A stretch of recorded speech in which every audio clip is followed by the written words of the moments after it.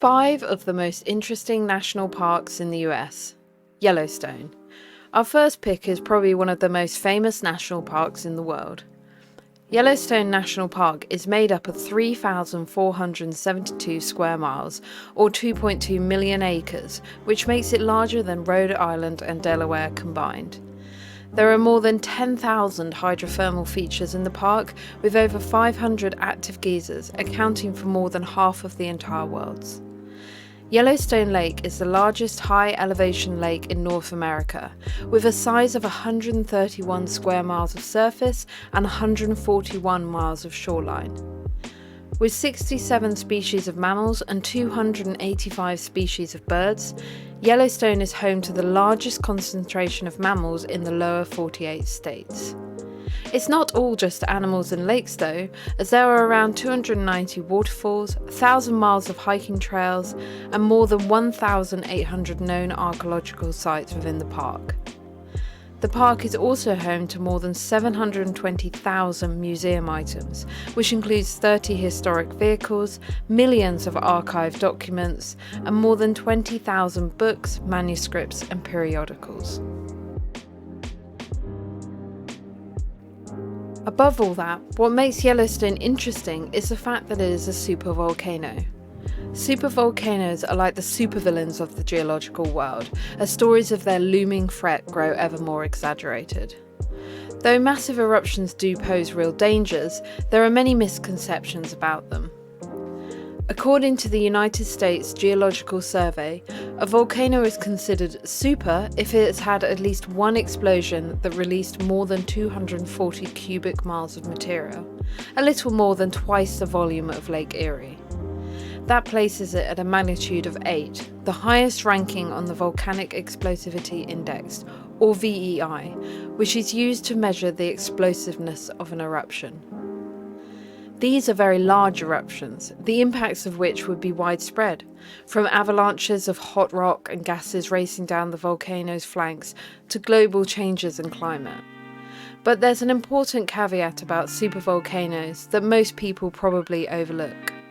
Just because a volcano has had a super eruption once or even twice in its past doesn't mean its future eruptions will be just as big. What's more, very few volcanoes reach such a super status. Of the 5,000 eruptions that took place during the last 10,000 years, not a single one ranked a VEA 8.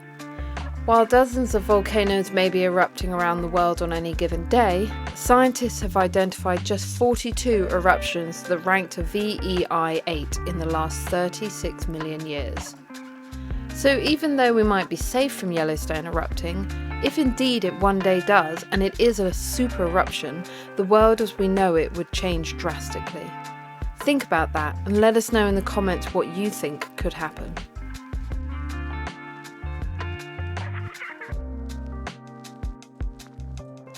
Hawaii Volcanoes National Park. Second on our list is a national park with the Earth's largest volcano. The Hawaii Volcanoes National Park is 505 square miles, or 35,200 acres, and includes 2 active volcanoes, Mauna Loa and Kilauea. Mauna Loa is the Earth's largest volcano and exceeds Mount Everest in height. It covers half of the island and has been active for nearly 700,000 years and has only erupted 36 times since its first documented eruption in 1843. Its most recent eruption was in 1984, following earthquake activity beneath the volcano. To reach the summit of Mauna Loa takes about 4 days for most visitors, as a paved road takes them to a lookout point at 6,602 feet that then leads to a 16-mile trail of woodland and lava rock. National Park mountain huts are also available for overnight stays. Kilauea stands east of Mauna Loa and is considered the world's most active volcano. In 2018, one volatile eruption sent a plume of volcanic ash about 30,000 feet into the air. The month-long eruption destroyed hundreds of homes and collapsed approximately 2,000 feet of the crater's summit before the eruption settled. Since eruptions began in 1983, more than 500 acres of new land has been added to Hawaii. Despite the presence of these two volcanoes, the park contains 7 ecological zones: coast, lowland, mid-elevation woodland, rainforest, upland forest, subalpine and alpine. Each harbours unique native plant and animal species, including about 60 threatened and endangered species. Imagine how big Hawaii would have been if these two volcanoes erupted every couple of years, adding to Hawaii's size every time. Would it still be a cluster of islands or a continent? Think about that and let us know in the comments below how many eruptions you think it would take to make it a continent. Everglades National Park. The Everglades National Park is home to one of the largest wetlands in the world. 9 distinct habitats have been identified in the park, including pine rocklands, coastal lowlands and marine waters. But the park is best known for its mangroves, sawgrass prairies and freshwater slough that draws water from Lake Okeechobee. The work to preserve the Everglades started nearly 20 years before the park was established. In the 1800s, speculators started dredging and draining the Everglades, but it wasn't until the early 20th century that the harmful side effects were apparent. In 1928, landscape architect Ernest Coe began an effort to designate a national park in South Florida. His persistence paid off when Congress passed legislation in 1934 to establish the Everglades National Park. It took another 13 years to acquire the land and define the boundaries of the new park.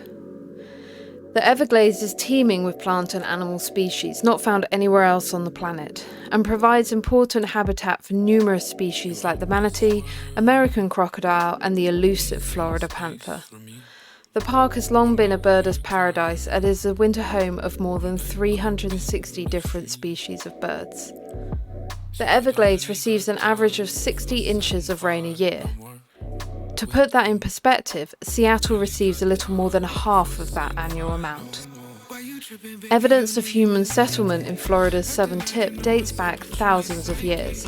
Settlers known as Gladesmen explored South Florida's natural landscape, coming to rely on its abundant fish, game and plant life. It's not all green grass and rainfall, however, as there are species that are threatening the Everglades ecosystem.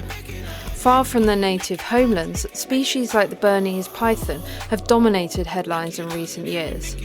While eradication measures are continually being pursued, detection rates and a lack of natural predators give them an advantage over native species in the Everglades. The Everglades National Park also contains the largest contiguous stand of protected mangroves in the Western Hemisphere.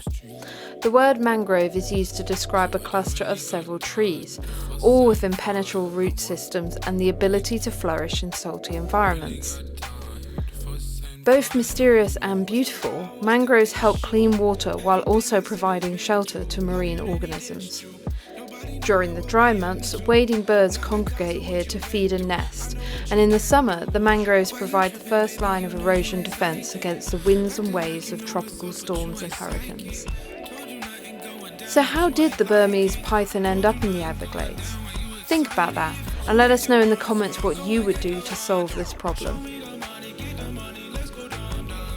The dry Tortugas.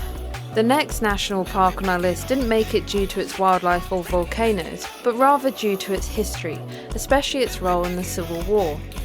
Situated in the Gulf of Mexico, the Dry Tortugas is known for its stunning natural beauty, wildlife, beaches, coral reefs, campgrounds, and an array of activities both in and out of the water. Juan Ponce de Leon discovered the Dry Tortugas in the summer of 1513 and named the cluster of pristine keys because of the abundance of sea turtles he'd caught while visiting. Later, the area was deemed the Dry Tortugas because of the lack of fresh water available on the islands. The Dry Tortugas National Park earned its place in the history of the United States when the Navy decided to build a military fortress there to protect the Florida coastline. Poised to protect this valuable harbour was one of the largest forts ever built. Nearly 30 years in the making, Fort Jefferson was never finished nor fully armed. Yet it was a vital link in the chain of coastal forts that stretched from Maine to California. Fort Jefferson, the most sophisticated of these, was a brilliant and undeniable symbol that the United States wanted to be left alone. Though never attacked, the fort fulfilled its intended role and helped to protect the peace and prosperity of a young nation. Construction of Fort Jefferson began in 1846 and included 25-ton Rodman cannons, rifle Parrott guns, and other heavy artillery. While it was still under construction, the fort served as a prison during the Civil War and was well known for its harsh conditions and several infamous residents, among one of which was Dr. Samuel Mudd, the physician who set the broken leg of John Wilkes Booth. Abandoned by the Army in 1874, the fort was later used as a coaling station for warships. In 1898, the USS Maine sailed into history, departing the Tortugas on its fateful mission to Havana, Cuba. Though used briefly during both World Wars, the fort's final chapter as Guardian of the Gulf had long since closed. In 1992, the Dry Tortugas was established as a national park. More than 80,000 people a year come to see and explore this secluded oasis and all of its eco-wonders. The Dry Tortugas National Park is also known for its extraordinary birdwatching opportunities, as a diverse assortment of bird species are said to make the park their home. Whether you love to snorkel, fish, hike, or just soak in the sun, the Dry Tortugas National Park is an out-of-the-ordinary adventure for people of all ages. Why would they build a fort somewhere with no fresh water? Think about that and let us know in the comments if you have visited the Dry Tortugas or if you want to.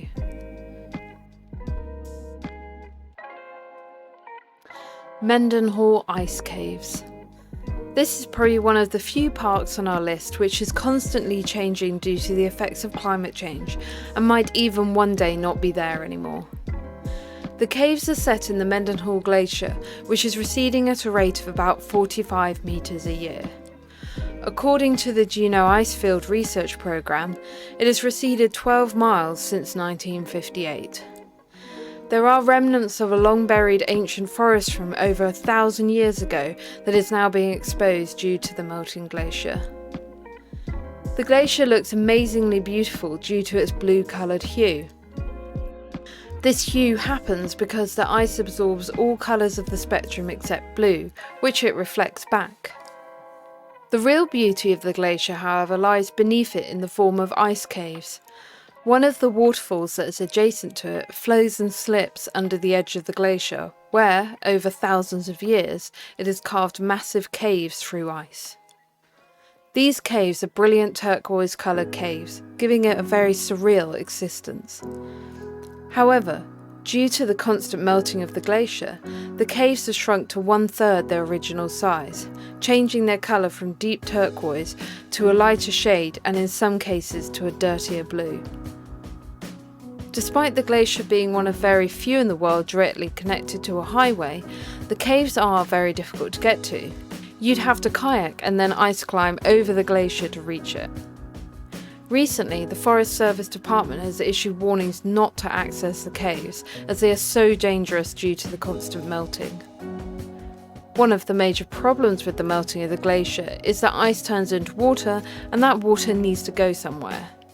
Think about that and let us know in the comments if you would take the risk to see something potentially dangerous, knowing it may not be there forever.